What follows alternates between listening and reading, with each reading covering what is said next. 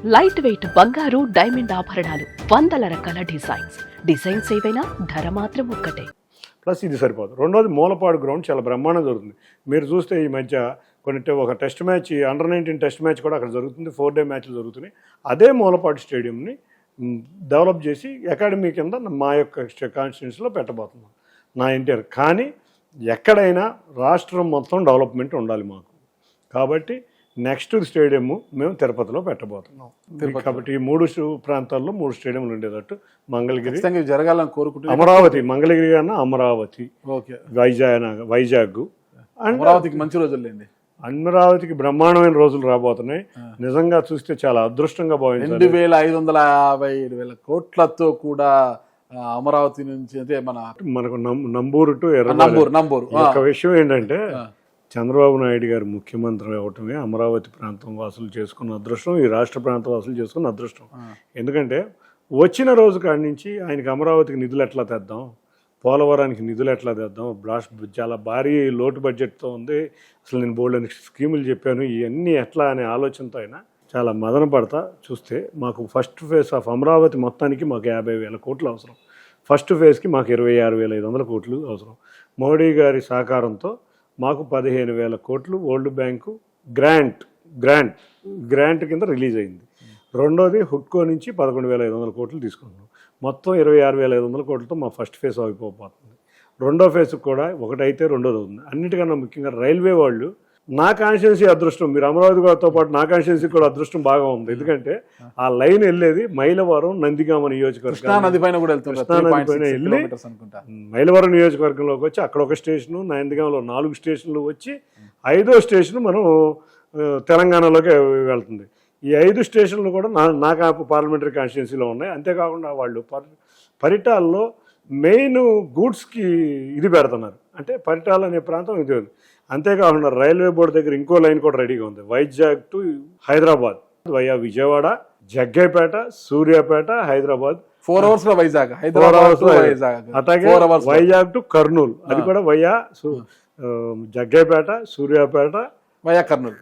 అంటే నా నియోజకవర్గంలో ఉన్న అన్నిటికి కొత్త రైల్వే స్టేషన్లు, కొత్త రైల్వే లైన్లు కాబోతున్నాయి. ఇవన్నీ చాలా అదృష్టంగా అమరావతికే కదా చిన్ని గారికి మంచి రోజులు. అమరావతి, విజయవాడ అనేది ఇప్పుడు ఈ ప్రాంతం అంతా Amaravati capital region development authority, CRDA అంటే ఇది ఈ ప్రాంతం. విజయవాడ కూడా మొన్న కూడా సార్ నేను మరదల్లో నాకు ఒకటే చెప్పారు, అమరావతిలో 2 కార్పొరేషన్లు ఉంటాయి. అమరావతి అనేది గ్రేటర్ అమరావతి, దాంట్లో విజయవాడ ఒక కార్పొరేషను, మొత్తం 42 లక్షల మంది పాపులేషన్ ఈరోజు గ్రేటర్ అమరావతిలో ఉంటారు. కాబట్టి 2 రాష్ట్రాల్లో ఉన్న రాజధానులు హైదరాబాదు, అమరావతి అభివృద్ధి చెందాలి, అప్పుడే తెలుగు ప్రజలు ఆనందంగా ఉంటారు. కాబట్టి నువ్వేదో విజయవాడ అనుకోవద్దు, అమరావతికి నిధులు వస్తున్నాయి అంటే విజయవాడకి వచ్చినట్టే. కాబట్టి నాకు నిజంగా అది అదృష్టంగానే భావిస్తాను. చాలా అదృష్టం అండి. వరద బాధితుల్లో చాలా మందికి ఇప్పటికీ కొంతమందికి ఇంకా నష్టపరిహారాలు అందలేదు అంటే యాక్చువల్గా వరద బాధితులకి ఎన్యూమరేషన్ చేసాం. ఎన్యూమరేషన్ చేసినాక కొంతమంది మిస్ అయ్యారంటే మళ్ళీ ఒక 3 రోజులు టైం ఇచ్చి సచివాలయాల్లోకి వెళ్ళి వెరిఫై చేసుకోమన్నాం. వెరిఫై చేసుకోలేని కొంతమంది మళ్ళీ వచ్చారు. సరే, నిన్న కూడా మేము మొన్న 8,500 మందికి మిగిలి ఉంది, ఎందుకంటే అకౌంట్స్లో సరిగ్గా ఆధార్ లేకపోవడం వల్ల నిన్న కూడా కొంత అమౌంట్ రిలీజ్ చేశారు, ఇవాళ కూడా కొంత అమౌంట్ రిలీజ్ చేశారు. ఇవాళ మొన్న జరిగిన విఎంసీ రివ్యూలో సార్ ఒకటే చెప్పారు, ఇంకా ఎవరున్నా లాస్ట్ మినిట్ దాకా పట్టుకెళ్ళమని. కాకపోతే ఇక్కడ ఒకటి అవుతుంది, ఎక్కడైతే వరదలు లేని మునగని ఇళ్లలో వారు ఉన్నారు కూడా వాళ్ళు కూడా మాకు అందలేదని రావటం వల్లే కానీ కన్ఫ్యూజన్ 90 అంటే మొన్నటికైతే 95% బాగా అయింది. ఇప్పుడు ఆ 5% కూడా క్లోజ్ చేస్తాను తప్పకుండా.